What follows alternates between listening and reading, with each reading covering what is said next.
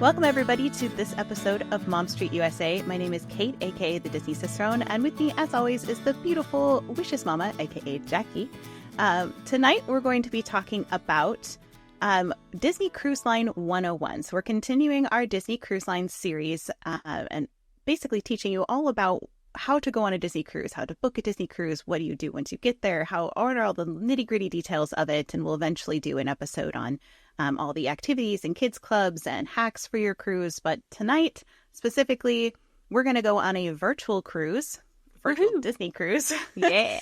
And so this is kind of everything from beginning to end of what to expect on a Disney cruise without getting too in the weeds of all the details of all the things. So if you are thinking about going on a Disney cruise, if you're curious what a Disney cruise is about, or if you are just wanting to know more details of what to expect, this is the episode for you. How are you doing today, Jackie? I'm good. Yeah, definitely. So last episode, if you did not catch part 1 of this series, we talked about booking, where to go, how to book, where on the ship to book, how much it costs, what are the itineraries. All of those details are in part 1. So if you missed that, make sure you hop back to part 1 on our channel and find that so you don't miss that good information. But I'm excited to hear a lot of this Kate put together for us because she is an experienced Disney cruiser and I have never been. So I'm going to do a lot of sharing information that Kate put down in our notes tonight. And I'm excited to learn some new things too. Yeah, and I actually learned a couple of new things that were helpful, even though I've done 3 Disney cruises. And so I feel like I'm always learning, new stuff. And so this was fun for me to put together too. Yes. So shall we jump into what the check-in process looks like? Because that's step 1 after. So this is after booking, when you're ready to go on the actual cruise is where we're beginning today. Yeah. Jackie, why don't you talk about check-in and then I'll do the next step. Perfect. Sounds good. So with your check-in process, it is better to check in early. So the way that works is your check-in becomes available at midnight Eastern on staggered dates based on your Castaway Club status. So we talked briefly about that in part 1, that the more cruises you go on, kind of the higher up in those ranks you go. So based on that status, you get your time assigned to you. So the earliest available is at 11 a.m. Time, but these times are all assigned by the Disney Cruise Line. So the Pearl Castaway Club members and the concierge staterooms are 40 days prior to sailing is your check-in day. So at midnight Eastern time, 40 days prior, that's when you get to do your check-in. If you are platinum members, that's 38 days. Gold members is 35. Silver members is 33, and first-time cruisers get 30 days prior to sailing for their check-in. So the downside is if you're new to cruising, you're not going to get those earlier port arrival times. That's what they call it for Disney Cruise Line. It's, how Disney has its own language for virtually everything. Your PAT is your port arrival time, so PAT for short.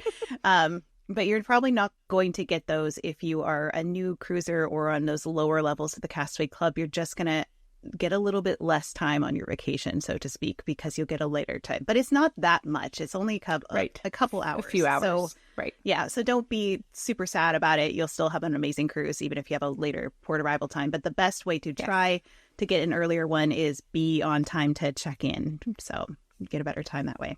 Yeah, that's helpful to know. And then also just to note that about anywhere from 1 to 3 weeks out from your cruise is when you will receive your cruise info and the luggage tags in the mail. And those luggage tags we'll talk about in a little bit, why they're important and what you need to worry about with those. But those will come anywhere from 1 to 3 weeks out. So be on the lookout for those. Yeah, and try not to misplace them. Put them somewhere safe. That's my best advice for that. They're very easy to misplace because you get them kind of so far in advance. So if you're disorganized, like I can be sometimes, that's just put them somewhere safe. Yes. So after you've checked in, the next part is literally going to the port, right? So this depends on where you're cruising from. There's Port Canaveral, Fort Lauderdale. There's all the places across the world when you're going Mediterranean and, Sydney and all those places. So getting to the port, we won't go into the nitty gritty details of like how to get there, flying, driving, all those things. You'll figure that out. But do plan to arrive the night before and stay near the port. This is so important. A lot of people are like, oh, I'll just catch a flight, an early flight or something, just don't even risk it. Don't do it. If something happens, your flight gets canceled, you have a flat tire, you have something happen, suddenly you're missing your cruise, which is really, really bad. Yeah. So plan to stay in a hotel that is, within an hour max, I'd say, from where you're at, so you don't miss your ship. Yes. You can do a couple ways to get to port. Obviously, drive yourself. If you do, make sure you check the parking rates and the setup for the cruise port of long-term parking for how long you're going to be gone. You could also take a Lyft or Uber. When requesting a car pickup, you might want to check which port the Disney cruise ship will be coming into, because sometimes there's multiple drop-off points. So make sure you verify that if you're going to get dropped off by Uber or Lyft. You can also use Disney transportation. They have that to arrange from airports and also from the Disney resorts. It does cost per person rather than per ride, so it can often make it a little bit more expensive that way. Yeah. It can also take a little bit more time because you're waiting for it to depart, or they're making multiple stops on the way. So maybe the less convenient, maybe more expensive, but also really fun because it's like the Disney transportation. So Yeah. you can decide that. But for transportation from the resorts, if you've booked a hotel stay with them before or after your cruise, transfers are available is what they say. So you can call them for more information to add these transfers. Usually it's also on their website. There's an option as you're organizing your cruise, or you can contact your travel agent who's organized it for you, and they'll help get that transfer worked up. So the last option is, of course, a private car service if you want to get a little bit fancy and really just have a nice way to kick off your cruise. And there's a lot of people that swear by a private car service as the way to do it. So those are kind of all the ways of getting to the port. Just make sure that you know where the port is, which dock the boat is at, and choose which option makes most sense for your family. Yeah, and keep in mind that if you are someone who is doing a stay at like Walt Disney World before you go to your on your Disney cruise, it's not super close to the port. So just make sure you're looking at that timing and giving yourself plenty of time for traffic, especially if you've got maybe a mid-road arrival time. You're going to be dealing with a lot of traffic for that same boat. So just make sure that you're giving yourself plenty of extra time if you are taking something like an Uber or a Lyft or something along those lines. Yeah, we had this very strange situation when we went to our one for Southampton. We arrived by train there, which was very, very common for most people to arrive by train from London. And it was interesting because they didn't say they had any transportation available, but when we got there, they did have buses running to the ship. But and it didn't cost us anything. We verified it didn't cost us anything. But then when we got off the ship, we had to pay a fee to get on the bus to go back to the station. Wait, what? So, well, that's not confusing at all. Yeah, it was very, very strange. They did have Disney transportation from the airports that you could get, but from the city itself and from the train station, which was 10-minute, 15-minute ride to the port. It was very strange. So just be aware that if you're doing any of those European or other country cruises, sometimes Disney arranges transport with local things and they don't always work perfectly. So keep that in mind. Yes, that is good to know. Shall we talk about the embarkation process? That's such a fun word. Yes, embarkation. Yes, let's talk about that. So the first thing that you will want to make sure that you do is filling out your health questionnaire the morning of your cruise. And that will come to you via email and also notification through your Disney Cruise app. So that is something you want to make sure that you fill out for that morning to make sure that that is good to go before you even go and get there. Yes, and you'll have your assigned check-in time, your port arrival time, right? I would not arrive very much sooner than your port arrival time. I would make sure that you arrive just a little bit earlier than it. There's a lot of people that are like, oh, well, can I try to get in, sooner and try you're assigned a specific time for a reason. It also keeps the area it's already really congested in a lot of these ports. So doing that causes even more congestion and confusion. And there's no guarantee you're going to get on the boat earlier just by showing up earlier. So I would just recommend just show up at your assigned time so it's not frustrating. Yeah, that makes sense because it's not like you just don't have a lot of space in the area. Right. And it's especially, these ports are designed to accommodate a lot of people. You can see this is the Queen Elizabeth II terminal that we were at for our Southampton cruise. But there's a lot of people, a lot of luggage, a lot of things going on all at once, and you just don't need to add to the chaos by coming in too early. So, do you want to talk about dropping your bags? Talk about our luggage. So when you get there, you will drop your bags with the porter. And the standard tip is typically $1 to $2 per bag. So make that a note in your travel notes as you need to. And this is where those luggage tags are really important. So do not forget to attach those luggage tags to be delivered to so that way your luggage will be delivered to your room before arriving at the port. Your luggage will show up outside of your stateroom within a few hours. You want to keep anything with you that you will need for that time. So you want to give yourself a good amount of stuff with you so you can make sure you can get through if you want to go swimming or you need a change of clothes, any types of medicine or toiletries that you may need before your luggage may arrive. Make sure you have that with you. This one was interesting. I saw in Kate's notes, make sure any alcoholic drinks that you have are in your carry-on bag. So you can have a 6-pack of beer per person or 2 750 milliliter bottles of wine or champagne per person. And this also does apply for each port day. So keep that in mind as you plan accordingly if you so choose. Yeah, so it's you can carry on some alcohol, but you have to have it in your carry-on, and it can be only that amount. So what you need to check in when you actually get to the check-in process, they have a lot of signage at these ports to kind of tell you where to go and what to do, but you can always ask somebody if you're confused about what's going on. It was a little bit chaotic when we went because there was just multiple lines for different check-in times. So kind of be aware, pay attention to the line. It'll say like, check-in time from this time to this time, this line here. We had, at that point, we were a little bit late getting there because it was just the way our train got in. And so we had a big delay on our train from Southampton. But, and so we were like, oh my gosh, what do we do? Because we kind of missed our time. And so they then sent us in what they call the concierge line, which is, not only for the concierge, I'm struggling tonight. It's not only for the concierge guests, but might be also where they send you if you've already missed your time. So don't panic thinking like you don't have a place to go. Just ask somebody, what line should I get in because this was my port arrival time. You'll need your port arrival form to check in, which is sent in an email after check-in is complete.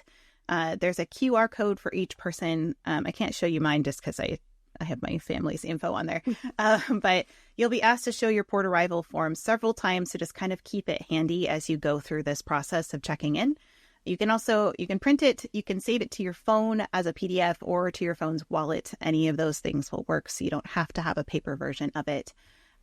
Also, make sure you have your passport. I think most of these cruises, you need a passport for it, but it really depends on where it's itinerary, obviously. Right. Sometimes you can get away with not having one, but most of these cruises, you need a passport. And there is a point within the check-in that you do have to put your passport information in with your cruise. And I just don't remember when it was. I was trying to remember, and I was like, but just know that the passport is part of the process. Make sure you have gotten it many, many months before.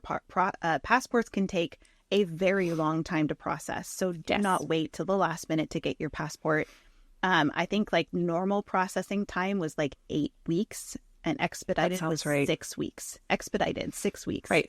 Which is not fast. No, not at all. So make sure you know all of your passport requirements and that you've gotten your passports long before you need them because it can take a really long time to get them. Yes, just apply for them when you book the cruise. Yes. And hopefully that'll be plenty of time. As we stated before, book early. So that should give you plenty of time to make sure that your entire travel party is also covered because you've got to think about, sometimes we don't always think about, oh, my kid is also going to need to have identification, passport, things like that. So it takes a little extra time for those that don't already have a state-issued ID in the United States. Right. Absolutely. I had this lovely photo that my husband took of the back of me checking in. But you can see all the different lines that are here. We're waiting to check in at this point, and we did wait for a while. I would say it was upwards 10 to 15 minutes, which is not that bad in Disney time, but when you have your little kids with you and you have all your carry-on bags, it can feel like a long time. It was really hot and where we were too at the point. So it's not helpful at all. Yeah, so just bring your patience if you're checking in. Maybe make sure that your kids have something that they can hold on to or be occupied with if they need it.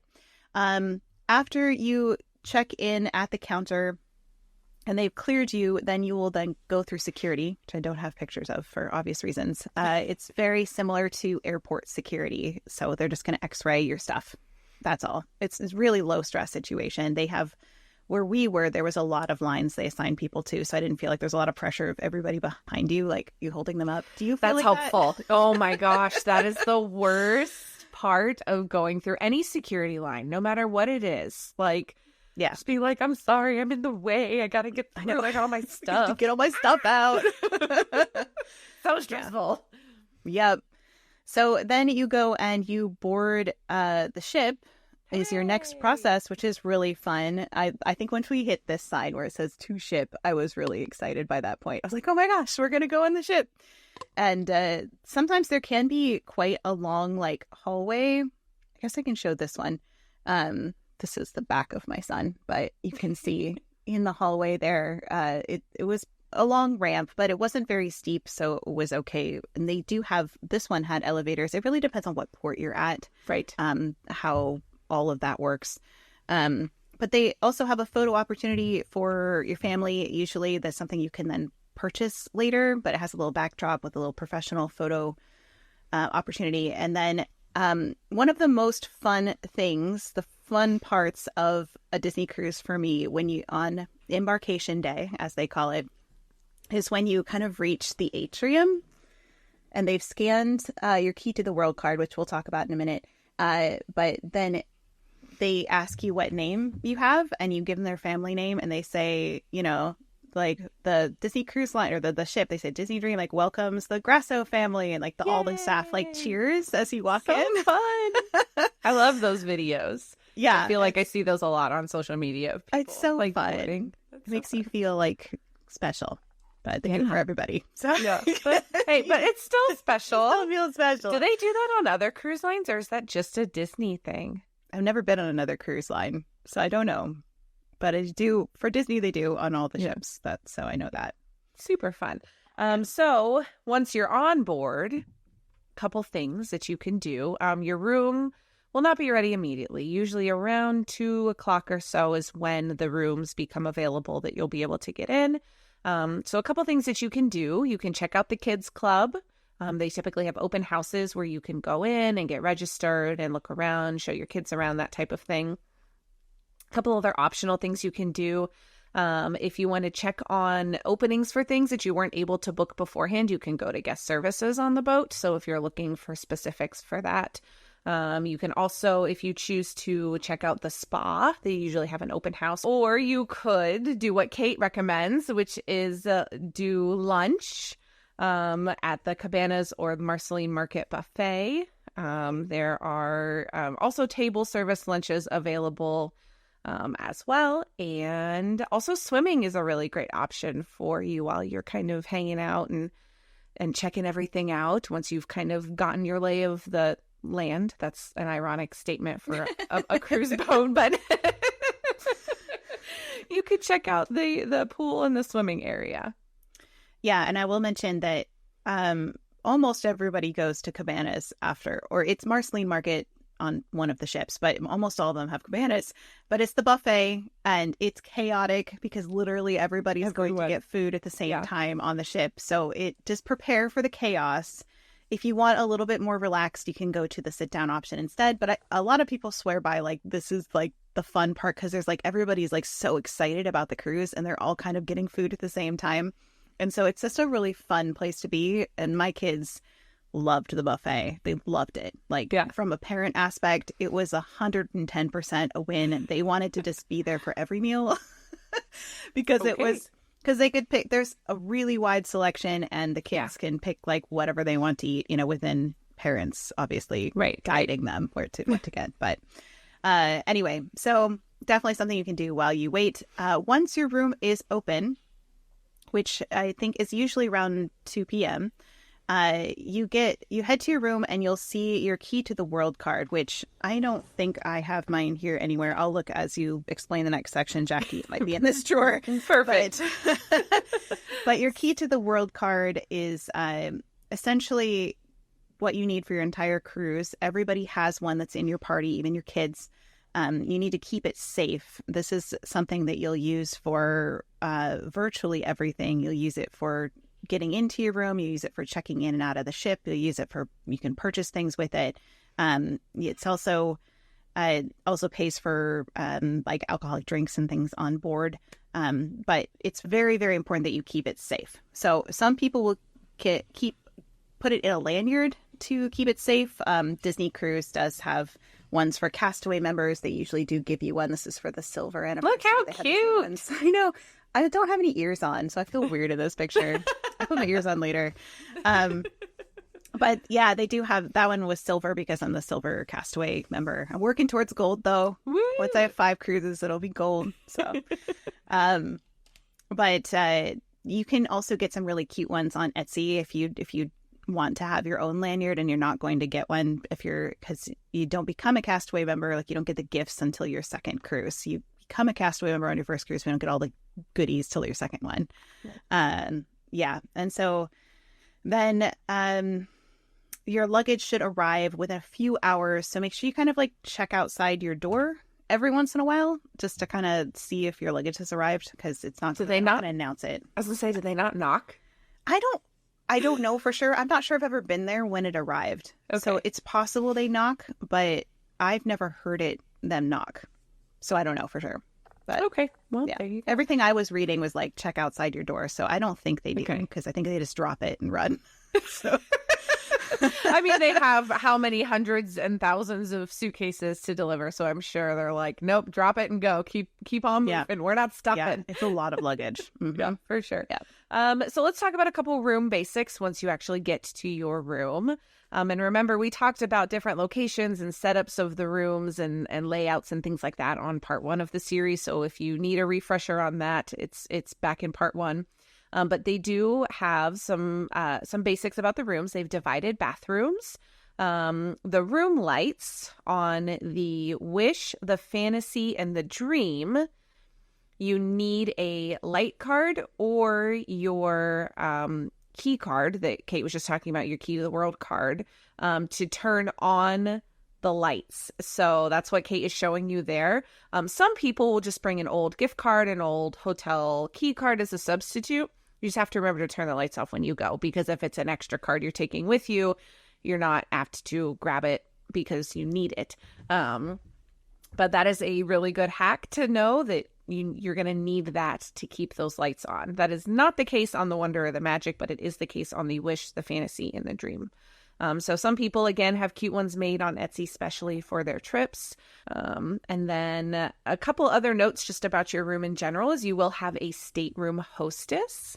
And that is someone that you really want to get to know and be friendly and kind and courteous. Not that you're not going to be friendly and kind and courteous to everyone that's working on the ship, but especially your stateroom hostess. They will clean and tidy your room for you. They will do your turn down service. So it's usually while you're out at dinner in the evening. They'll pull out the couches, pull down the beds, and make them up for you. A lot of the times they do cute little towel animals. And sometimes they will use items in the room for them, like borrowing your sunglasses to make your little towel animal look like they've got sunglasses on. And they'll leave chocolates for you, which is super fun. Like that. I love it. I love it. They're really fun. They'll kind of use some of your kids, if your kids have stuffed animals or have left out their sunglasses, all those kinds of things. So it's a really fun little perk that they do that. And I will say, I do have a picture of the restrooms as well, which sounds really weird. But like the bathrooms are so, the layout of them is really interesting. There is kind of a lip to step into them. And that's because if something happens with a flood in the bathroom, it doesn't go to the rest of the room. So it's going to like contain the water in it. But you can see one half has a sink and a toilet. And then the other side has a shower with a sink as well. they're not terribly large spaces, but Right. it's nice to have that divided bathroom. It makes a big difference as a family. Yeah. Right. You have some separate spaces to be able to be getting ready for things for sure. So a couple other notes about the rooms. There is luggage storage under your bed. So you definitely want to utilize that. Unpacking your suitcases, hanging up your clothes, things like that can all be done when you first get in there. The TVs in your room will shows the bridge, where you're at, Disney movies, Disney Channel, things like that. So you automatically have that in your room for you to use if you so choose to. And It's not very big. It's a very small TV. Yeah. Just to mention that. Yeah. Well, I can't imagine they would want to put too big of one in there because the room's not very big and it would be like in your face. It would, for sure. So that's helpful. Good thinking, Disney. Do keep in mind that there is laundry down the hall, but in your individual rooms, there's no iron in the room just for safety reasons. So Kate mentioned on our previous episode about having to wait in the laundry area to use the iron for your whatever your fancy outfits are. So just plan accordingly and maybe don't plan something that needs an iron or Get the do wrinkle it releaser. I Yeah. still buy that stuff. or do it like a day ahead of time and just leave it hanging in your room, whatever you need to do to make that or in the happen. shower when it's steamy. I do that. That's what we always do. Mm-hmm. We do that at Disney whenever, Lazy if ironing. we ever have, if I ever have like a skirt or something that I want to wear and it gets a little wrinkled, it's like, just hang it in the shower area for a night. It'll be okay. Yeah, something I did not mention about the rooms is if you have a room that is next to another room, conjoining rooms, is that what they're called? They're so if you are sharing a room next door with your family if you have opened the doors between them and the housekeeping has noticed that the door is open, they will go and usually open the divider between your balconies. So if you have a veranda room, so that it becomes one long veranda. You can obviously talk to them if you don't want them to do that, or talk to them if you want it done sooner than they realize it. But that there isn't naturally a divider there, obviously, because if it's somebody else, you don't want to share a veranda with them. But that we noticed that we're like, oh, this thing is like up, and then we want it open, and we just like, oh, maybe it just doesn't open because we couldn't figure out how to do it ourselves, and it's like they have to do it, and that's why. So Okay. FYI, Good to know. you'll go to a mandatory safety drill in the afternoon, usually around 3:30 or 4, so real close to the sail away time. This is when you need to assemble at your muster station. Learning lots of new language today. No, I was like, ooh, muster station. Interesting. So you can see, this is inside my Disney app, but you can see the assembly station E is what it says here for me. So they'll have like a letter. They'll tell you like where you're supposed to go. So you can find this a couple of different places. It'll be on your Key to the World card. It'll be on the back of your door. It'll be in your app. Like it'll be very obvious where you're supposed to go. You can always ask somebody too if you're like, I don't know where I'm supposed to be. But you need to go to this. This is required by everybody on ship. So it's not like, I don't feel like going, I'm going to take a nap. Like, you can't do that. This is required. If you don't do it when you're supposed to, they'll basically like hunt you down and be like, hey, like you have to go to a session. They'll have another one where you'll have to go to it when you probably really don't want to. So just go. All of the activities and restaurants close during this time. And a lot of the restaurants and theaters turn into muster stations. So that's part of the reasoning for that. And make sure you bring your Key to the World card with you. That's how they check you in. And someone mentioned over here, like, they should have a magic band for that. And they do. They just started releasing ones for the ships that they have special Disney cruise magic bands that you can wear that look like the Magic Band Plus ones. I can't remember what they're called. They have a name. Jackie, we looked this up before. They do. We did look this up, and they're not called magic bands, and I don't remember. And we did look up, they're not like transferable. So like you can't bring your one from the parks on the boat. You have to have like a specific Disney Cruise Line one, I believe, from when we looked it up before. Yeah. And like your kids will get their own kind of version of them for the kids clubs too, which we'll talk about later. But so they do kind of function like your Key to the World cards, but I would just bring your Key to the World card with you places. It's kind of like your ticket on and off places, and it's important. So It's like your driver's license. Just think of it that way. And just get used to having it on you. That's why those lanyards are super helpful. If you've got a kiddo that's not going to wear a lanyard, then maybe you just need to think of something else, or you hold it when you're together with them. Older kiddos can probably handle it. The younger kiddos, you're probably going to end up holding theirs with yours as well anyway. Yeah. And if you have a lanyard, you could just tuck it in behind yours. Yeah. So easy peasy. Yeah. Okay. So right after that, do you want to talk about the sail away party? Yes. So right after the drill, there will be a sail away party on the pool deck. So you definitely want to check your Navigator for the time, and there'll also be announcements on the boats and things like that. Kate's advice is to use the stairs to get there, because the elevators will be very busy, because everybody is going to that centrally located area on the boat for this sail away party. So do keep that in mind as you go. It might take you a few extra minutes to get there. Yeah, and you can kind of see this from two different decks. So if you're somebody who doesn't want to be in the fray, doesn't want to be maybe put up on the big screen, because they do kind of pan around the crowd and stuff, you can be up above on the railing and overlook it. That's kind of a nicer place for maybe the more introverted people, or maybe kids that want to be part of it but don't want to be in the loud chaos in the middle. Right. That's kind of a nicer area for them to be up there, because it's a lot. It's like the whole ship kind of shows up. Not everybody, but a lot of people show up for it. And this is actually when you physically sail away. The boat starts moving. They blow the Disney horn, right? The magic starts happening, and you do sail away. They have special drinks coming around, but those do cost extra. So if you're going to grab a drink from one of the people that are walking around with a tray, just know that that's going to get charged to your stateroom. So be aware of that. Good to know. Let's talk a little bit about Wi-Fi and cell service, since you are now taking off to sea. It's not good news when it comes to this. And I have a lot of information here. I'm not going to read it all, but you can use Disney's Navigator app, which is the Disney Cruise Line app, for free anytime on the ship. So that one will work no matter what, because you need it to navigate around the ship. Yeah. And we'll talk a little bit more on that in just a minute. But you can also access most Disney vacation websites for free, which is not something I knew. So if you have like Disney Cruise Line, Walt Disney World, Adventures by Disney, Run Disney, Alani, like a whole bunch of like Disney Vacation Club, you can access all of those.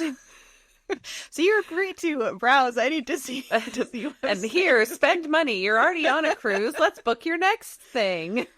But I didn't know that you could actually do that, which would be helpful if you are going to a Disney World resort after and you need to look something up for it. So that's helpful. Right. But all the other access for it, the Wi-Fi costs extra. Do you want to talk about that, Jackie? Yes, I can. I'll be the bearer of bad news here. Mm-hmm. So the Wi-Fi often has issues, unfortunately, on these large Disney cruise ships. It can be super slow. And it's just expensive. So a couple different packages that you can purchase. There's one called the Stay Connected package. It is $16 a day when purchased for the full voyage, or $18 a day if purchased just for a 24-hour period. You can post text and pictures on popular websites and applications like Facebook Messenger, Twitter, Instagram, Snapchat, Pinterest, LinkedIn, and Tumblr. and that's directly from Disney. That's right. How they describe it. Yeah. So it does not support things like just browsing on the web, accessing email, or video streaming. So if you're looking at actually nothing, if you're looking at doing social media or anything more than just maybe sending a message here and there, probably not the package that you want to go with. The next package is the basic surf package. It is $24 a day when purchased for the full voyage, or $28 for a 24-hour purchase. For this one, here's your quote for this one: you can surf the web, read the news, check the weather, and visit your other favorite websites, send and receive emails, and make audio calls. Things that are not supported on that particular one would be long-form video streaming platforms, such as if you're trying to do Netflix or Hulu, things like that. I'd be interested about Disney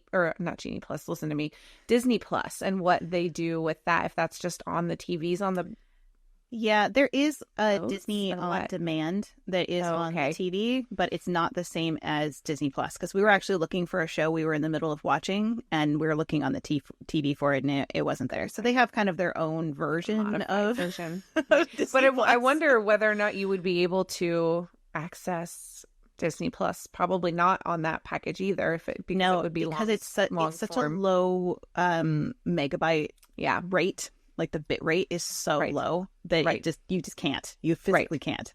right, right. It'll just say nah, nah. Like nope. And then Spin. the top option is your premium surf package. With a download speed of 1.79 megabytes per second. It's painful. It's the top package. Whew. So that one is $34 a day when purchased for the full voyage, or $42 a day when purchased for a 24-hour period.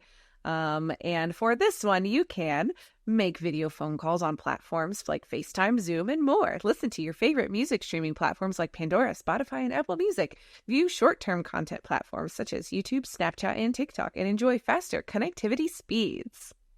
So you can browse the clock app, but not much else after that. And though. again, not supported on that one. Also, long form video streaming platforms such as Netflix and Hulu. So that one you can at least get YouTube short form, but even then, probably more long form videos on YouTube probably wouldn't even load on that one. It would just be like shorts or shorter videos. Right.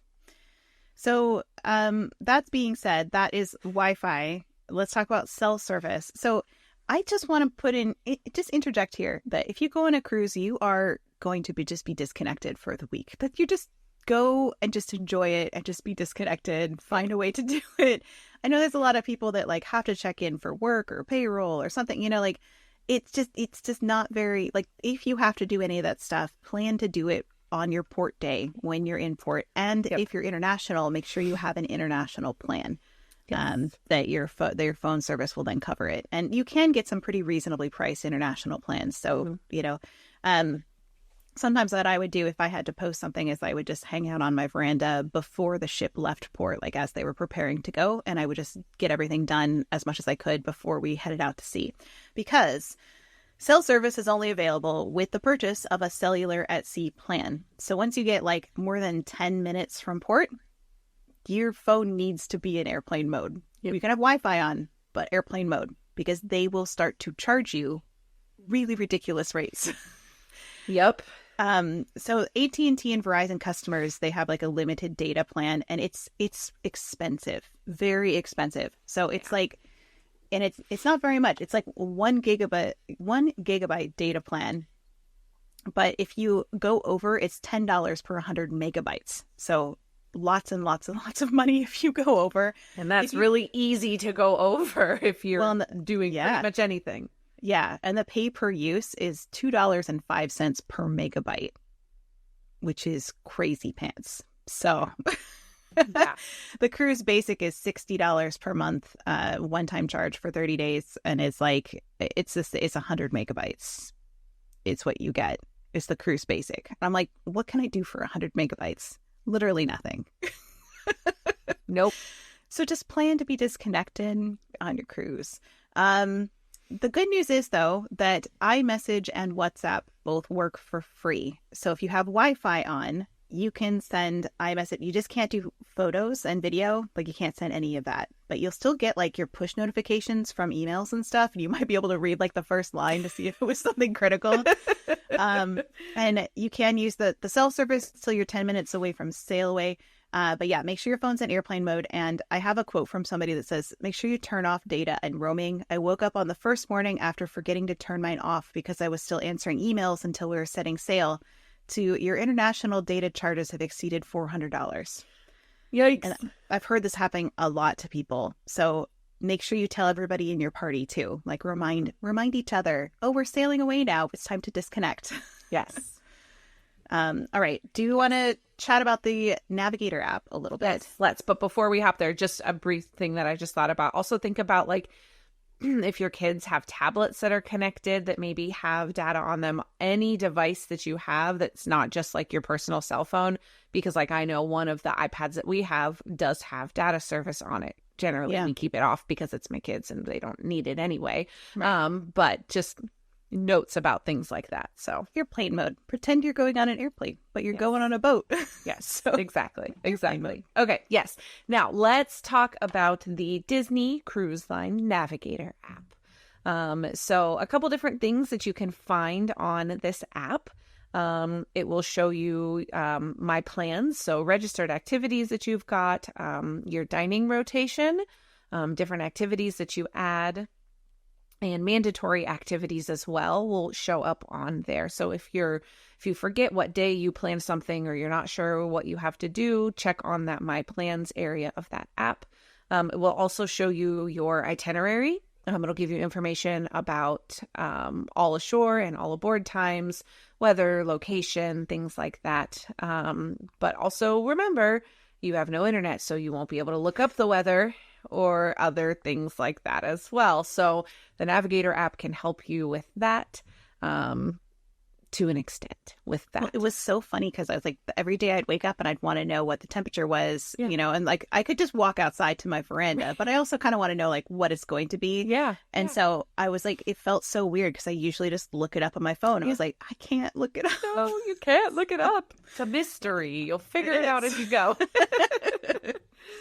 And then you can also scroll down on the itinerary page to find emergency info. If something happens while you're on shore, it will give you information for that as well. There's an Explore tab on the app that has all of the ship's activities.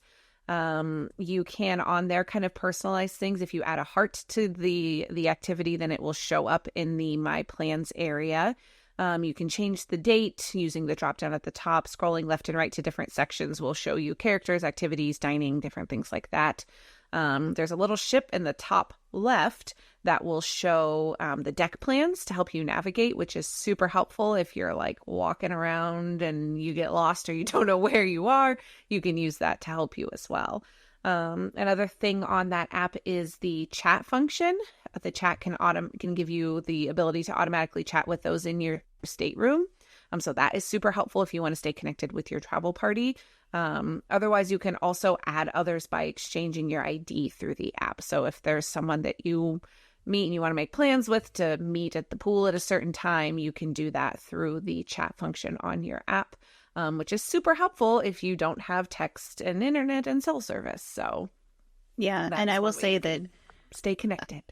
Disney Cruise Line also will contact you. Guest services will contact you through the app that way too. It's like something my son was looking for me because he didn't have a phone at that point, and he was still he was old. He was 13, so he had free range of the ship pretty much. And so, but he was looking for me because he didn't show up where I told him to meet me, and he got confused. Aww. And so he went to guest services, bless his little heart, and he was like, "Can you help me find my mom?" And so they messaged me on that app and said like, "Hey, your son is at guest services, and he's looking for you." And so then I went and found him that way. Super helpful. Yeah, and so if you have kids in the kids club and things like that, that is another way that they'll communicate with you is through the app. So Navigator app, just like download it, have it ready to go. You won't really be able to do that much with it except for explore the ship and kind of watch your countdown and kind of manage your stuff. Like you won't be able to do all of the kind of on-ship activities till you get on the ship, and then it kind of comes to life, and it'll be like the thing you look at the most. Yeah. But beforehand, it's not quite as critical. But right.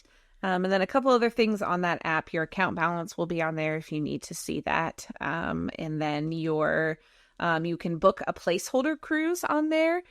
So that would be, and they typically do like 10% off of a future cruise if you book through there. So that's a little kind of almost like what are they called? Those like a bounce back deal that they do like at the resorts, at the parks. So that's helpful too. And then your muster station is on there as well, like Kate mentioned earlier. Right. I do have a couple questions about everything we just went over that I'm just going to read really quick. Maria asked, they don't have the Alexas. No, they don't. On the boats. That would be, I wonder if they would eventually add them since they're adding them to the resorts currently. I don't know if they have it on the newer ships, but they didn't have it on the Dream. And so that would be nice if they do, because then a lot of that you'd be able to ask some of those basic things through there too. Not that, you can pull it up on your phone. I think that's why they don't though, is because they don't have capability. Right. They might not be able to. Yeah. So, And then Stars to Bright over here is asking, do you need notifications on through the app to get those like chat notifications and stuff? yeah, if you want Probably. push notifications, yes, you have to allow them. Otherwise, you can just check in the app and see, like, do I have any messages within the app? But yeah, if you want them to pop up, make sure you have push notifications on. Absolutely. Yes. They also said, do I have a Disney cruise booked? No. Am I downloading the Navigator app? Yes.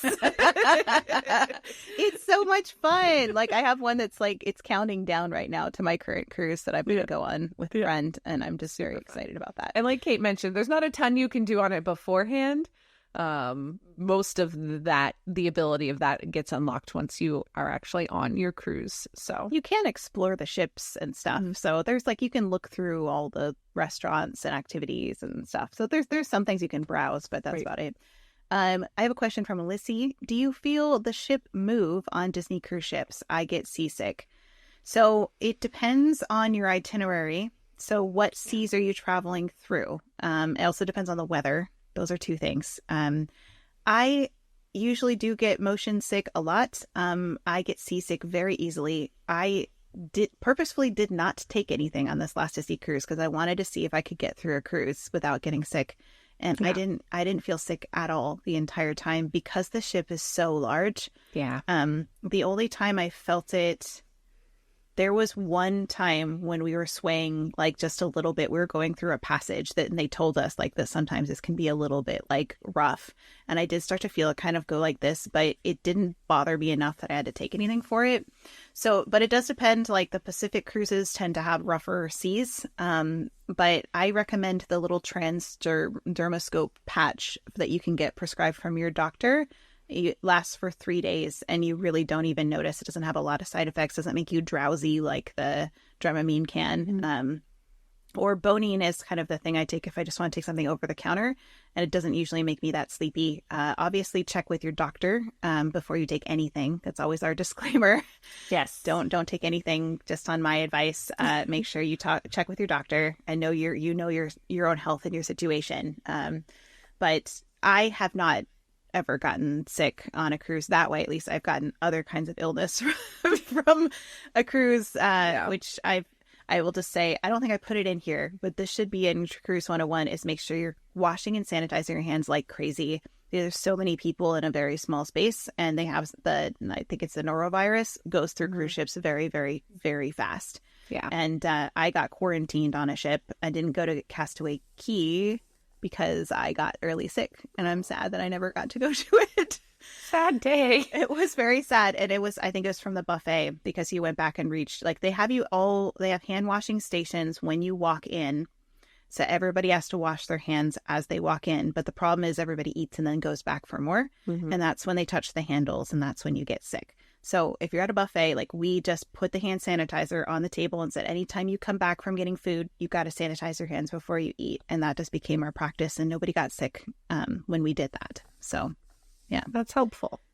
Yeah. I have a question from Ryan. If doing parks at Walt Disney World and a cruise, what should be first, parks or cruise? I would 100% do parks first and then cruise to recover from your park trip. Yep. Because you're going to be exhausted and you're going to need time to relax and chill. And it's way harder to go the other direction. Yeah. And maybe, like, if you're able to, for your itinerary, a day at sea first may, full day or two at sea may be helpful at the beginning of that cruise to give you a little bit of time. It's true. Yes. Before you go running around anywhere. Yes. All right. Do you have any other questions? Or no, we're good. Just Allie saying, I like checking deck plans prior to see what's above and below the rooms I pick. Yes. Very, very important when you're booking your cruise to check, because some of those clubs, the kids clubs and stuff too, can get really loud. And restaurants, that's the other thing that can get really loud. So just be aware. Bars, restaurants, and kids clubs. Be aware of those. Yes. Okay. Should we talk about dining rotation? Yes. Clue us in, Kate. Tell us all about the dining on the boat. I will tell you that the restaurants are so good for these dining ones. And so you'll be assigned to one of 3 restaurants each night. This depends on which ship you're on. So I'm not going to go in the nitty gritty details of all of them because we'll be here all night. But that typically one restaurant is more casual, one is more formal, and one is kind of a show. So if you take the Dream, for example, we had like the Enchanted Garden one was slightly more casual, but it was still really beautiful. And then we had the one that was, I want to say it's Lumiere's. Oh gosh, I should have looked this up. But the one that's like, it's kind of like, it looks like all Disney princesses and it's like really beautiful, right? And then we have the Animator's Palette, which is the one where it's a show where the whole room kind of goes from black and white to color throughout your journey. And then they have like, I don't want to spoil all of it because some of it's really cool, but it's an interactive thing where things that your kids make actually kind of end up as part of the show. I don't know, and you make too. Everybody makes. That one looks so cool. I've seen videos of that one, and I'm like, that's so cool. Yeah, it is so amazing, and the food is also it's like I can't tell you how much I loved the food that we had there. It was just like gourmet food for every single meal. Oh, so Elliot was happy with all that, huh? He's in heaven because my husband is a foodie. And it's all included in your meal except for alcoholic drinks. So everything that you're eating, multiple course meals. And there's also lighter options if you prefer lighter. Your kids come in these really cute ones. They always make little Mickeys with the ketchup, which I think is like the funnest thing. There's my son's mac and cheese. Oh my gosh, it's like even his meal is a Mickey and his ketchup is a Mickey. Yeah. Yep. There's lots of Mickeys involved with all the things. And they also have Mickey bars for dessert virtually anytime. You can always get them, but there's also grown-up desserts. Wait, grown-ups aren't supposed to eat Mickey bars, Kate? You can have that too. I have those too, but Lissy's asking, was there dress requirements for certain restaurants? It's like cruise casual is always acceptable at any of them, but there are certain nights when you want to dress up and be more formal. And usually when you dine in that like more formal one, people tend to dress up a little bit more for that. But in general, like just don't wear your swimsuit to dinner. So that's kind of like the general rule. Like make sure you're just wearing normal And Disney clothes. doesn't put out a dress code for those. Like sometimes you'll get certain restaurants at the parks that will have dress codes at certain times of day and will say, the men have to wear pants and things like that. But on the cruise line, they don't specify that. Yeah, not for those ones, at least, Correct. Sure. I will say that this is a really important thing to know is that you are assigned either to a main seating time, which is around 5:45 to 6:15 is when they seat you, or a second seating, which is 8 p.m. That's a huge difference. So if you are a parent, you probably don't want to be eating at 8 p.m. Nope. This is something that Disney Cruise Line will usually automatically assign you to the late seating because they know less people want to do it. So people who don't pay attention will get stuck with that late time. Yeah. And so you want to go on the website, the Disney Cruise Line website, and change it to main if you want to eat earlier. Also, 8 p.m., though, is slightly more quieter because more kids tend to gravitate towards the first one. So it's better for adults. So if you're not traveling with children, 8 p.m. might be the better option for that. Honestly, there's kids at both, so it's not going to, but... when do they assign that to you? Like how early are you able to see that on the website? I'm trying to remember, but I know for sure when you go in for check-in, like you can double check it then and make sure. Yeah. By that point, at least. You also have a server and an assistant server that is your team. They travel with you to each restaurant. So they learn your preferences throughout the week and they bring you what you like. My girls really loved Shirley Temples and they really love those cherries that go in them. And much to my chagrin, they would deliver a big bowl of cherries to them every time. And my girls loved it. And I was like, I can't think about all the things that are bad about these. This is their little trip. And this is a fun thing for them. Yeah. I just had to let it go. Let it go. But that is something that they'll do is they'll recognize your taste and your preferences and they'll really cater your experience to what you love. And I also loved that the servers, if we were lingering, like if the adults were still eating and the kids were done eating, sometimes they would come over if they had extra time and they would do little magic tricks and stuff with the kids. Oh my gosh, that's amazing. And one of my servers, she was really good at origami. So she did a whole bunch of little origami animals for the kids every night. And so they have this whole little collection of little birds that you can pull and their wings flap and stuff. And I love that. Yeah, their service level is just through the roof. So anyway, they're worth tipping, and you do need to tip them. And but they earn their tips. Do you want to talk about the next part there after? Yes. Sorry, I was like, I had to make sure I knew where we were talking about here. So Kate does highly recommend not skipping the table service dinners just for all of the above mentioned reasons. Just such a great atmosphere, great experience to have on the boat. Do be aware that smaller or odd-sized parties may sometimes be seated with other families, so do keep that in mind. If you want for your party to sit alone, you can try to request this before the sailing. You can make this request on the website under the Already Booked tab and then scroll down to Special Requests. You can also do it in the Navigator app. You can select your reservation and then view all under the next steps to make special requests there, or your travel agent can help you with that as well. If you can't find it, you can also give them a call on the phone to help put that note on your account as well. Yeah, and it's worth noting that you can only have one special request really per sailing, so that would become your special request, which is just how it is. So, but everybody's kind of like different camps on this. Some people like being friendly, meeting new people and having like, these are your family, this new family that you got to meet and sit with. And they do try to pair them up per age. Like if your kids are kind of like 6 and 8, they might try to find kids that are around the same age to sit at the same table, just so you'd have something in common that way. But sometimes it is just kind of random. They just put together who they need to. We had a family of 6 and we had our own table, but I've heard of families of 5 being paired with a family of 3 so they could make an 8 top. So it's not guaranteed just because you have a big family that you'll have your own table. Sounds good. Good to note, and you can weigh your options for those special requests and decide what is the most important to you if you've got other things you're looking to request as well. Yes.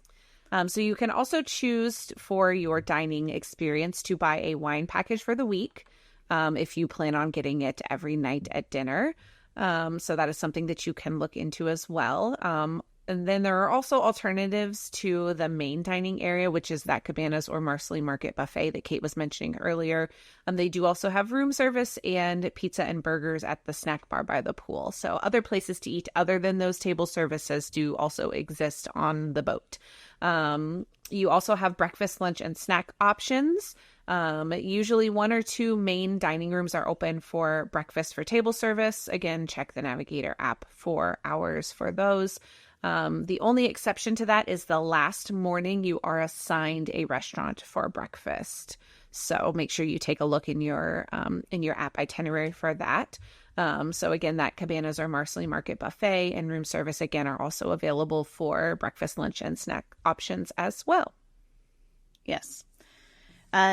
So room service. Let's talk about room service for a second. Because room service is one of my favorite things about Disney cruises. Because like I could never afford room service at like a regular hotel. No. But it's included in Disney Cruise Line.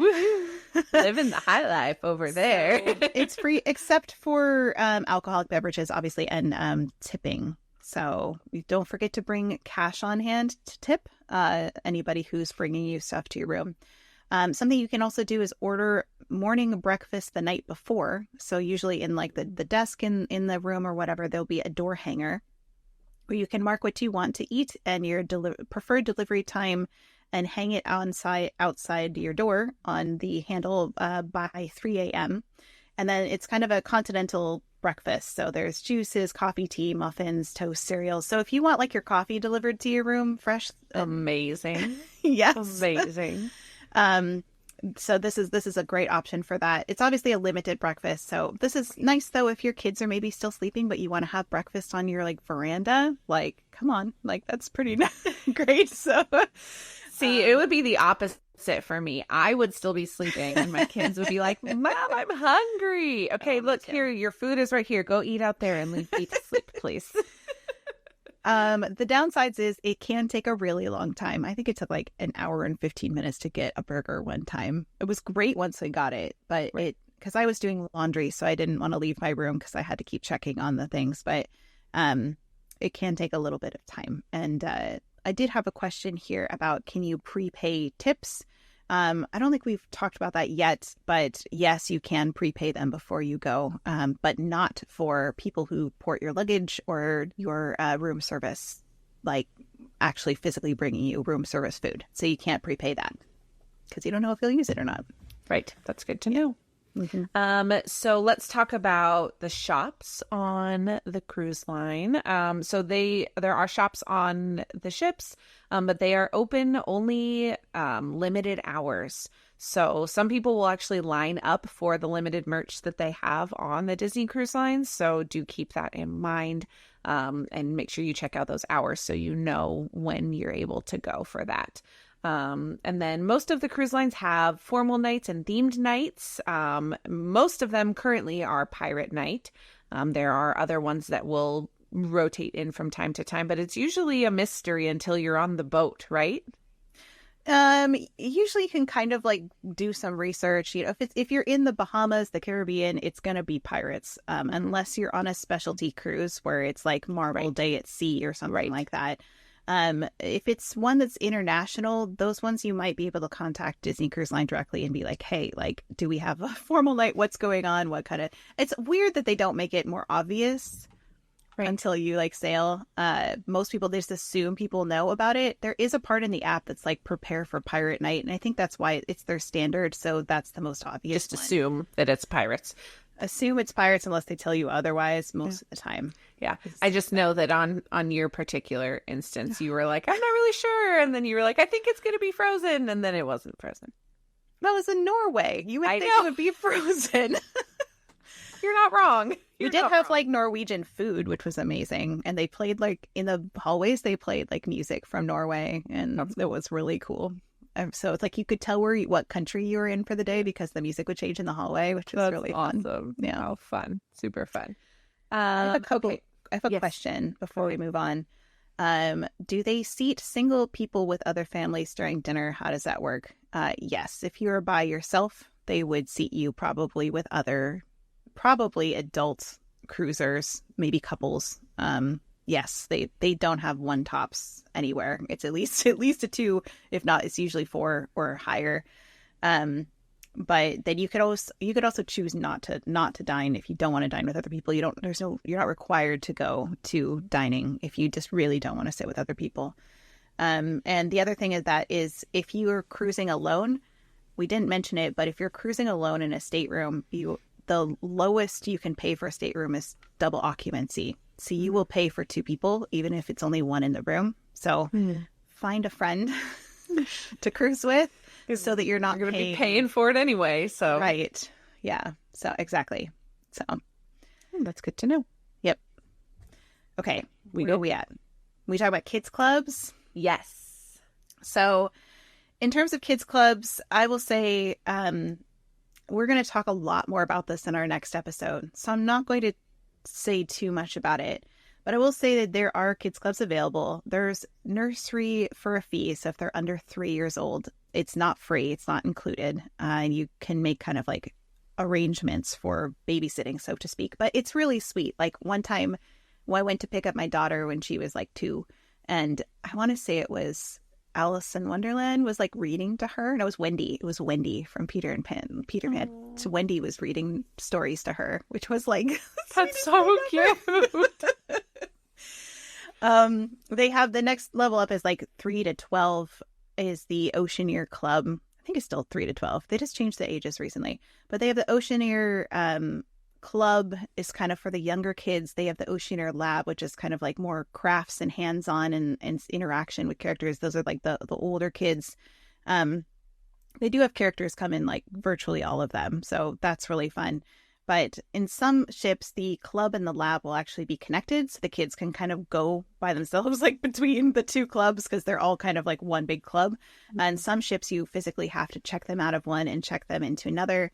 And you can decide if you think your kid is okay to check themselves out or not, depending on their age. So like my girls, I gave them the capability of checking themselves out, but I told like my daughter was 11 and 8. And I told my 8-year-old, I was like, you cannot leave here without your sister, and you guys have to travel alone, and you can only come like back here. They were allowed to go get ice cream and then come back. So they did that a lot, which was really fun. But the other clubs they have one that's for tweens, and then they have one for teens as well. So they do kind of give them their own separate spaces for that, which I think is good because they're different in what they need. So we'll do a lot more talk about kids clubs next week. There's a lot of procedures, a lot of information to know for that. But the most important thing you should know about kids club is make sure if you use a kids club, make sure you turn back in your kid's little wrist thing, or it's like really expensive. They'll charge you for it. So don't think it's a souvenir and take it home. And I'm sure they probably remind you of that and warn you of that ahead of time. So if you forget between now and when you go on the cruise, just pay attention to what they tell you when you check in. Yeah, like I think they reminded us on our last day. They're like, don't forget to turn in your wristband. Like you have to go to the club and turn it in. So it was important. Shall we talk about the shows that are on the Disney cruises? Yes, let's do it. Okay. So on the boats, they have basically Broadway quality shows. So these are really extravagant, super fun shows that you can go to. Kate, do you want to give us your recommendations for the shows? Yes. And everybody kind of thinks about these a little bit differently, but, and they're different shows depending on what boat you're on. So keep that in mind. We'll talk more about that our next episode as well. But the Golden Mickeys or like whatever show is on the first night is always worth going to. It's just really fun way to kick it off. I've always enjoyed the Golden Mickeys myself. My girls still have little souvenirs from it because it was really, there's confetti involved a little bit. It's fun. Super fun.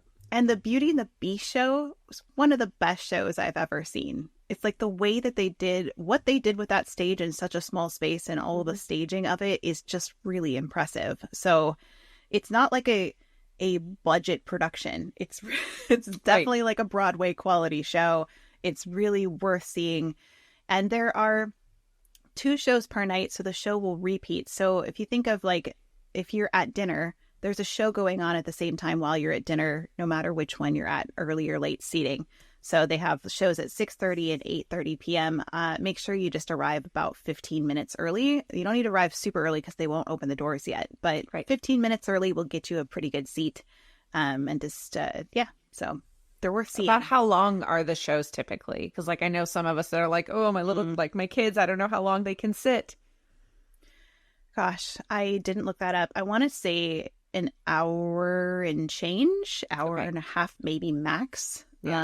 Yeah, I think it depends on the show, but but they have to fit it obviously within that time period. Right. So yeah. And you could also, there's usually a balcony and a lower area too. And you can always sneak out with your kids at any given time. It's not like rules where you like can't move around, So. A little less strict than your typical Broadway show. So yes, keep that in mind. Shall we talk about what it's like to go ashore while you're on your cruise? Yes. Okay, so let's talk about this process. When you are going ashore, they do an X-ray screening when you're getting off, which is, I mean, like they do it sorry, that's when you come back on. When you come back on. I'm sorry. Okay, I was like, wait a minute. I put that in the wrong place. Yeah, that's when you come back on. So this is what I get for not knowing and just reading what Kate said. I'm sorry, that's my fault. So they do an X-ray when you're coming back on from any excursions that you're doing if you go ashore. So do keep that in mind. They want to keep everybody safe as they're coming back on the boat. You always want to make sure you have your Key to the World card with you. Like Kate was mentioning, that's going to get you off and on the boat if you are going ashore. And your passport, because you're going to be going into a different country. So you want to make sure you have identification with you. And for anyone who is getting off the boat, to make sure everybody has that as well. Yeah. And I noticed like several of the countries we went to, they didn't check our passport. They just checked our Key to the World on the way back in. But that doesn't mean that I know some of the ones in like the Bahamas and things like they're really strict about checking your passport. Mm-hmm. So it really depends on where you go. So just make sure you have it, because it would be really not good to not be able to get back on the boat. Yeah. So all right. So that's the going ashore process. Let's talk a little bit about the adult only areas on the ship. There is the Quiet Cove pool, which has a cove bar and usually a cove cafe. It's like a coffee shop that's quiet.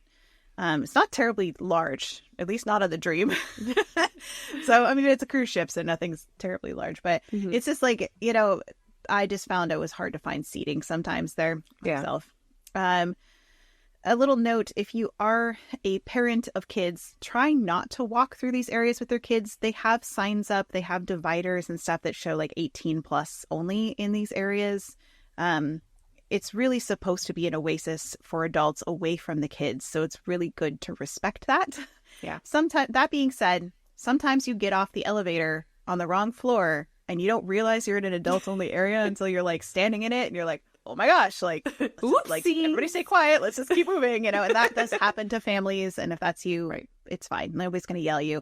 They will, though. If you have your kid in the hot tub or something with you, they'll come over and be like, hey, they can't be here. They need to leave. Like they'll kick kids out of those areas because they're trying to make them quiet for adults. Which is also really nice if you your kids are in the kids club and you want to get away from it for a little while. It's a really nice kind of quiet place in the middle of what can be a little bit of a stimulating area. So, yeah. So, do you want to talk about the adult-only restaurants a little bit? Yes. So, a couple adult-only restaurants that exist, and you'll get kind of a different combination of these or different variations depending on which of the boats you're traveling on. But the Enchanté by Chef Arnaud Lallemant, I think that's probably how you pronounce that. Sure. Is on the Disney Wish on deck 12. So that is the adult-only restaurant in that particular area. You have Paolo on the Disney Magic deck 10, Disney Wonder deck 10, Disney Dream deck 12, Disney Fantasy deck 12. So that's a popular one on a lot of the ships. There's also the Paolo Steakhouse on the Disney Wish as well on deck 12. There is the adult-only restaurant Remy on the Disney Dream, and I want to go on that one. I know, that sounds so fun. And deck 12 and the Disney Fantasy deck 12 as well on that one. For those particular restaurants, reservations are required, and those are not included in your cruise price. So they are an additional cost if you choose to do those adult-only restaurants. So again, if you're budgeting and keeping all of that kind of in check, prepare for that. And those do have a dress code. So we mentioned dress codes earlier when we were talking about the other dining options. But those are formal or semi-formal attire is recommended. Also permitted is like dress casual attire with a polished look, such as dress pants, jeans in good condition, collared shirts, dressy tops, and lifestyle shoes, which I'm not sure exactly what they mean by that, but that's kind of an interesting description. Not like sneakers. Yeah, like dress shoes. Yeah. Yes. So those of you that are wondering about dress code or planning about the ironing, like we talked about earlier, if you're doing those adult only restaurants, do keep that in mind. Yeah.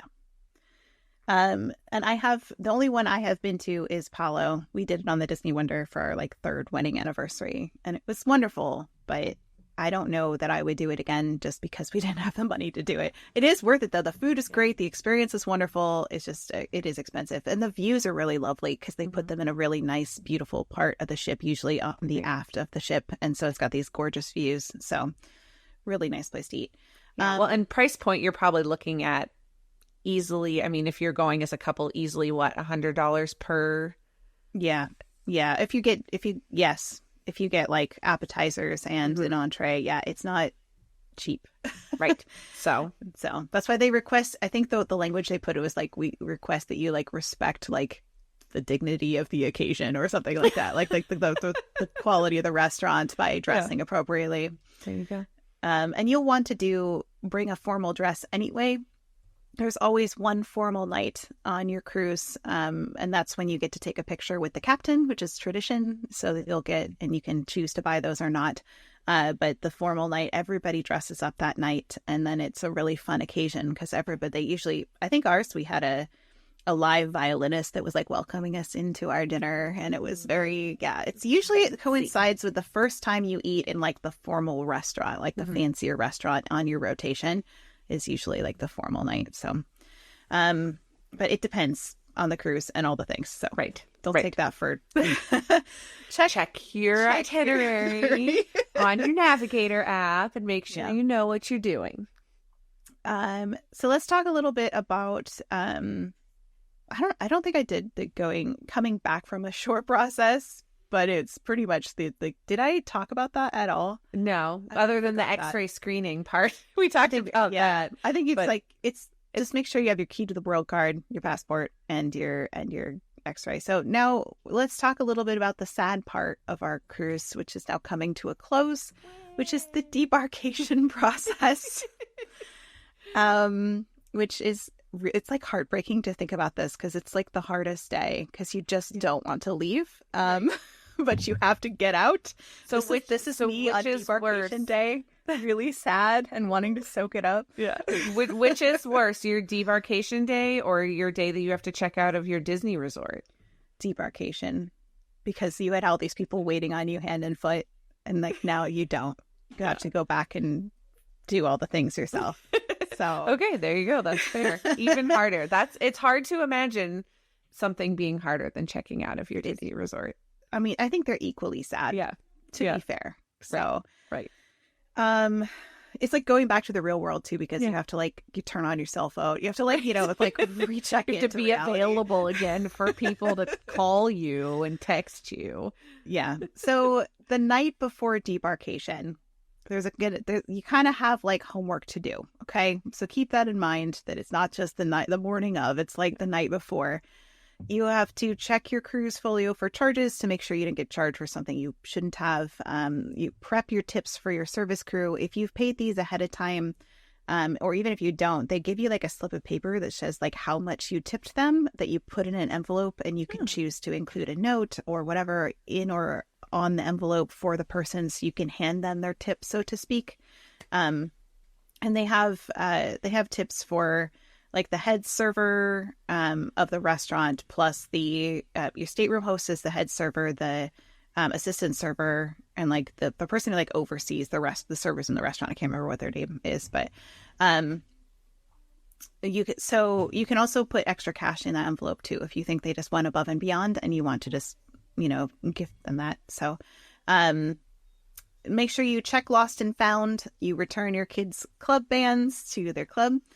Buy photos if you want to keep them because they disappear after your cruises. I'm trying to remember. They might have had them on the website for a little while after the cruise. That might have changed that. It used to be they were gone after the cruise, but I'd have to check on that. I'll check on that for next week. Okay. Then you also want to make sure you check in for your flight if you can. If you're in port, this is a good time to try to do that. If you have something like Southwest where you have to like check in at a certain time, I would just do early bird check-in if you can find a way to swing it, because there's no way to guarantee you're going to be in a place to check in. Or have a really nice friend or family member that is maybe willing to help you out with that. Yes, absolutely. Yep. Also confirm your pickup for your info for transportation. So how you're getting away from the port, back to wherever you need to go, airport or resort or wherever. Complete your disembarkation questionnaire, which it's a lot, but your servers, they get a lot of things. They can earn extra like port days for themselves, like days off and stuff, if you give them good reviews. So it's a kindness to do this for your people who served you all week, even though it's kind of a pain because who wants to fill out a survey ever? So, especially the last night of your cruise. Yeah. But it's a kindness you can give back to them that way, and I think that's worth doing. Yeah. Also, you're going to pack your luggage. It's better if you start this process earlier in the day, because think of like all the things that are kind of going, like your kids are saying goodbye to maybe friends they've made in kids clubs. They're getting one last swim in. Like you have dinner, we have all this stuff going on. So it's really hard to then think, oh, I have to pack for me, it's like my family of 5. Right. And I'm going to stay up till, whenever, trying to get this done and organize it and stuff. So it's better if you start early in the day, even though it's a bummer to have to do it on your last day of your cruise. So yeah, let's say that. Do you want to talk more about luggage? Yes. So let's talk about your luggage. Again, we talked about these luggage tags. They are super important also as you are getting ready to leave. So you want to fill out your character or colored luggage tags with your info and attach to each of your packed bags. You will leave your bags outside your room to be picked up, usually around 8 to 10 p.m., depending. You also have an express option with that, which is to keep your bags with you so you can leave the ship earlier. So keep that in mind. You may want to decide one way or the other what works best for you and your group, depending on your travel needs when you're getting off the boat. And then be sure to keep anything with you for your night and the clothes for the next morning, medication, valuables, toiletries, those types of things that you're going to need for your last overnight. And in the morning, you want to make sure you keep those all with you and do not put them in your luggage. I have heard of people doing this where they pack up all their stuff and they put it out there, and then they like wake up the next morning, they're like, I forgot, I packed all my clothes. They have to leave the ship on with their pajamas. So don't be that person. It's like the pier runners. It's all like the pajamas and the pier runners. It's the people who weren't planning. Yeah. So plan ahead. Plan ahead. Be that person. Yes. So let's talk about your debarkation morning then. We did mention again that breakfast, you will be assigned a specific location for your breakfast on that last morning.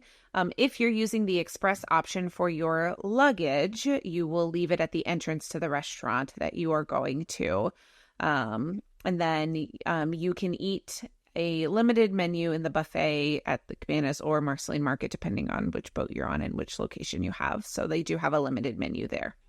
Yeah, it's definitely not as extensive as it usually is. So, that's something we really liked, sitting down and kind of like saying goodbye to our servers and stuff our last morning. That was special to us because they'd been our people for the whole one. And right. I have to say that the servers that work on there, the people that work on these cruise ships, they have they're away from their families for months at a time. Months. Like I think our assistant server, she had 2 little kids and she was away from them for months and months and months because she was trying to make a better life for her family.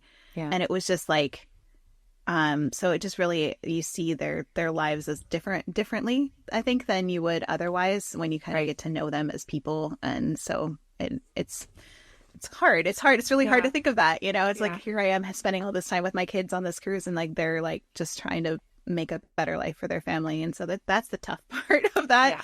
And it's something that's so special about the Disney Cruise Line and so unique to that experience that you get to form these really cool relationships with the people that you're around, the servers and people that are doing your staterooms and things like that. So it's a little perk and a little kind of heartwarming moment that you get with them, regardless of what their story may be, what your story may be. It's kind of that fun connection that you get on those cruise ships. You've got a couple days to kind of just be in each other's lives. So it's kind of cool that way. Yeah. All that being said, let's go back to debarkation because we got to get off this boat. Sadly, we have to get off this boat. So you must be out of your staterooms by 8 a.m. And if that sounds early to you, it is. But they have to turn over all those staterooms for another cruise. So they need you out of the room so they can clean it and get it ready for the next group. So you're out of the staterooms by 8 a.m. You're off the ship by 9:30 a.m. So it all happens pretty quickly overall. Guests will be called to depart the ship in groups based on their luggage tag, character, and color. So remember what those are. Take a picture of it if you forget. 8 a.m. is very early. People are reacting to that. Yeah. Yes, 8 a.m. it's very early. So what you're going to do is those with earlier flights usually have first priority. And so they'll know because they'll have your flight information and they'll make sure you're getting off the boat first. This is also where the express option can come in handy for you. So this is one where you have kept your luggage to yourself. But now you have to kind of haul it with you all morning, but then you can walk off the ship as soon as your group you can do it as soon as it's cleared. So the guests who are using the express option, they can debark as soon as it's cleared by port authorities, usually around 7:30 a.m. in the U.S. ports. So you can have that option, but you cannot use the express walk off option if you've tagged your luggage for transport to the terminal. So you may not use that option because you have to have your luggage with you in order to go through customs. And that's the reasoning behind that. and I feel like I missed one. So after you walk off the ship, once your group is called and if you have ported your luggage, you want to collect your bags at the terminal, and then you'll go through customs and immigration. Make sure you have all your passports and everything with you and all your people with you when you go and do that. Yes, that's important. Yeah. And we did use Express on our last one because we didn't realize that we didn't have any way of doing our flight info because we were taking a train. And the time our train was leaving was early enough that we needed to get off the ship. And so we're like, well, we just have to keep our suitcases with us. So we didn't mind hauling them because we'd already done it over all of Europe. So right, you were fine. It was nothing at that point. You were used to it. And your kids were like, all right, Mom. It was nothing compared to hauling, bags for 6 people on and off a train at a stop before like the doors shut again. Like that was so stressful. So yeah, in a nutshell, at record speed, that's a cruise. Yeah, and there's so many more details to that. And we will get into a lot of kind of more the nitty gritty of activities and shows and kids clubs and all that kind of stuff in our next episode. It just is like, this is just kind of the 101, Cruise Line 101 of what to expect on a Disney cruise for you guys. So I think we got as much as we could. Again, like Kate mentioned, we will, on our next episode for the podcast, be doing part 3 of our cruise line extravaganza that we are currently in the middle of. And that will be, yes, kids clubs and activities. We'll go through all of the shows and all of that and give you the breakdown for each ship and what they have to offer and all of that. So that is coming your way on the next episode. Yes.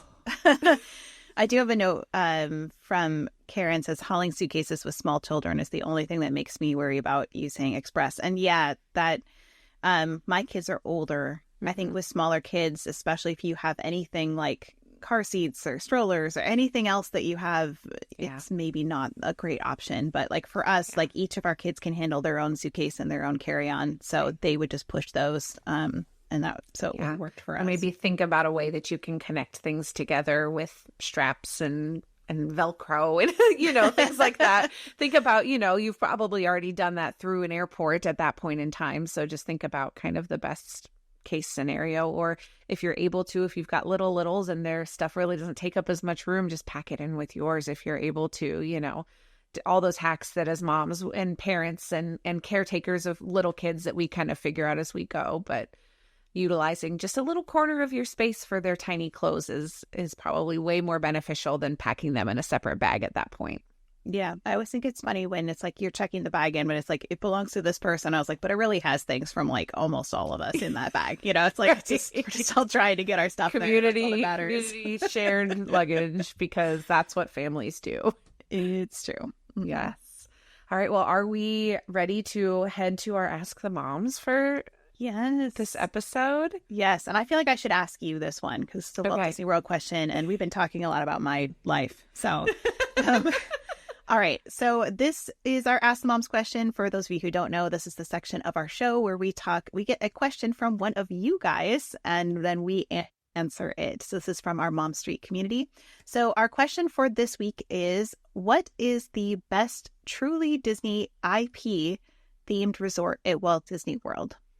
That's a great question. Mm-hmm. And one that I feel like a lot of people don't think about when they go to book at Disney World. I had to get my Disney World brain on here for a minute. So there are so many ships. I know. Get off the boat, on the land, back into Florida. Okay. There are so many different options when it comes to just Disney resort rooms in general. The first instinct of my answers would be All-Star Movies, because I feel like it's got a lot of Disney IP in it because you've got things like the big characters and things like that. So that's like the first one that comes to mind for me when I'm thinking about that, just because that like larger than life characters at that resort. A couple other ones that I can think of. I know that the Contemporary just redid their rooms to be Incredibles themed. So if Incredibles is your jam, they've got some theming a lot more subtle over there. When it comes to that as well. Another one would be Art of Animation. I was going to say Art of Animation. Yeah. They have a lot of, again, those kind of larger than life characters at Art of Animation as well.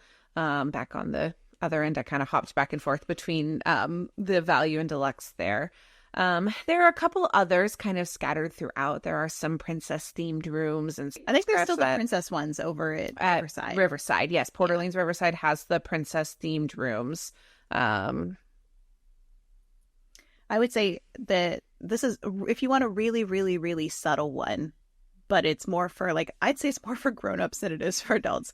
But the villas at the Grand Floridian for like the DVC villas, they have Mary Poppins. Mary Poppins. Yep, that was the other one. I was like, I feel like I'm forgetting something. And those are fairly newly rethemed as well, I think. Well, the ones in the main resort. Yeah.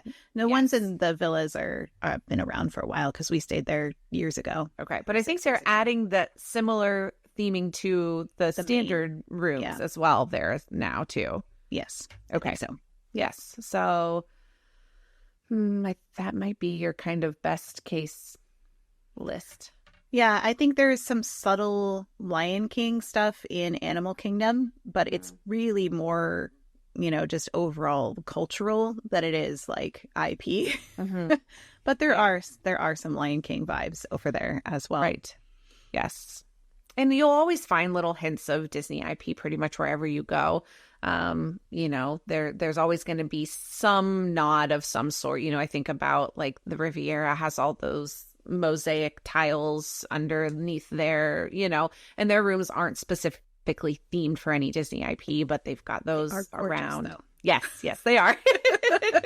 So there's lots of Disney theming all over, but I mean, if you're looking for something that is truly Disney IP, you really are kind of limited on the rooms because a lot of them are themed, but they're not Disney IP themed.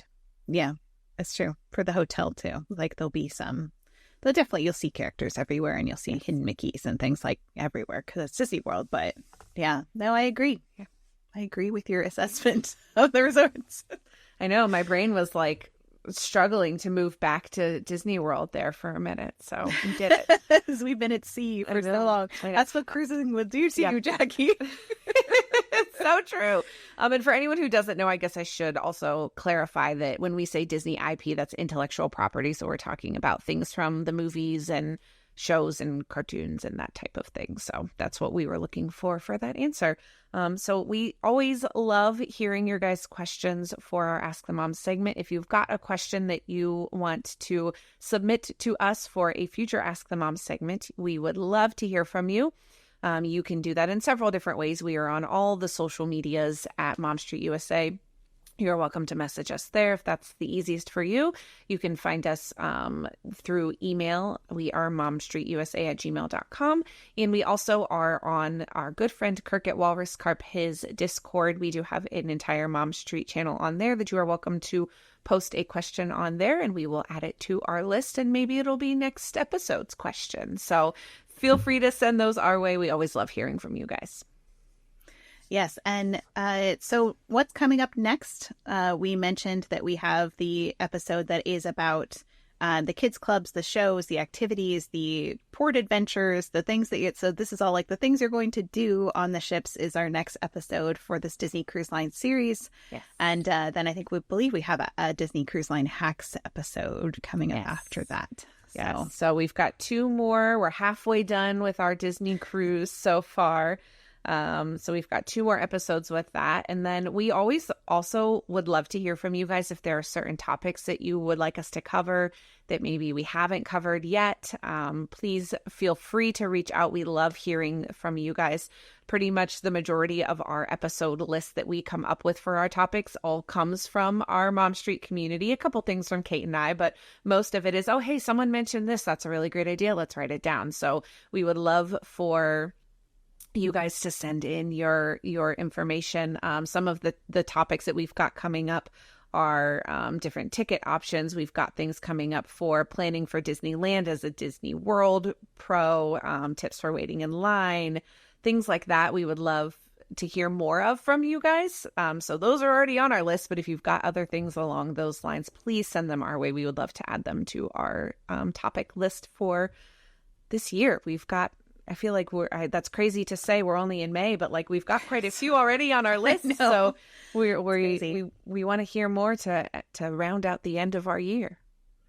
Yes, absolutely. But it's been a really fun year so far. We've covered a lot of topics, and I love this Mom Street journey that we're on. Quite honestly, it's been really fun. It's been really neat to kind of like even find with us as podcast hosts, and then, you know, with all of you guys, just kind of find our style and our rhythm and like what we're talking about. Who are we? You know, you have to like, always as creators, you have to define who we are. So I just want to thank you guys for being on this journey with me and Jackie as we figure out what is Mom Street USA. And I feel like we've now like, we're settled into like, this is kind of who we are. This is our identity as podcast hosts. And we're just really grateful to all of you guys for supporting us along the way and tuning in and asking such wonderful questions and being good friends. We appreciate that.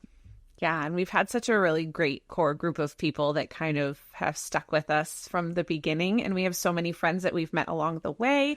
And we're so grateful also to our friends that we have met through our affiliation with the Chip & Co. podcast network as well. We have so many wonderful people that we're starting to connect with from over on that world and kind of bringing that into our TikTok community world and kind of just one big happy family. So it's super fun. And Kate and I have been working hard behind the scenes to kind of slowly curate and kind of pinpoint a little bit more what we are best at and what we can best provide information for you guys. So we're looking to continue that. And if you're new to our community or you've missed anything that we've talked about, all of our resources, previous episodes, clips from our episodes are all over our social media and our page on Kate's website. So if you're looking for resources or guides or things like that we've done in the past, you can find that at disneycicerone.com/momstreetusa. It's also where we have our monthly newsletter for Mom Street. And Jackie and I both do write something specific for that is exclusive to our newsletter. So little bit for mine, it's a little bit encouragement, history, and Jackie's like she's got all the information that you need to stay up to date on what's happening in the park. So I do my best. It's a great place for that. Always changing, but I do my best to give you guys, you know, in that newsletter, like Kate mentioned, she gives some encouragement. I talk about some tips, and we always try to talk about what's happening in Disneyland and Disney World at the parks. So if you're ever like feel like you're in the dark with that newsletter can be somewhere that you can go to find that information. Especially if you need it all at once versus like, you know, like I do in social media. It's like, oh yeah, this is happening. Oh yeah, this is happening. And I feel like overwhelmed by it. It's just nice to get it all at once sometimes. Yes, that's the goal, right? And if you don't know, Kate is not only an amazing content creator, but she's a wonderful author about Disney related topics as well. She's got 3 books that she has written and is in the process of writing 2 more because she's a crazy lady. So you can find those in Mr. Link in bio if you're looking for them. Those are the ones that she has written. So that's what Kate spends the majority of her time doing. Yes, I do enjoy writing and creating, which is I love it. Lovely. Yes. And I am a travel consultant when it comes to Disney trips. I help people plan itineraries, and I help people with Genie Plus as well as part of my part-time things that I do. So with that, I think we have covered all that we set out to cover. Thank you everybody so much for joining us for this episode of Mom Street USA. We hope you enjoyed your virtual cruise that we went on today. And we hope that you will join us next week for all of the activities and shows and things that you can find on the cruise line as well. Kate, any final parting words as we disembark from our virtual cruise? Learning cruising is like a whole nother Disney language if you're a Disney person. So, but you don't need to be intimidated by it. Even if you don't know all the things, all the details, all the stuff, you'll still have a really wonderful trip. So just, you know, and we're also here for you guys. If you have questions along the way where you're not sure of something, we're always here to help. Absolutely. Well, thank you so much for joining us. We hope you have a wonderful evening, and we'll catch you next time. Bye, everybody. Bye.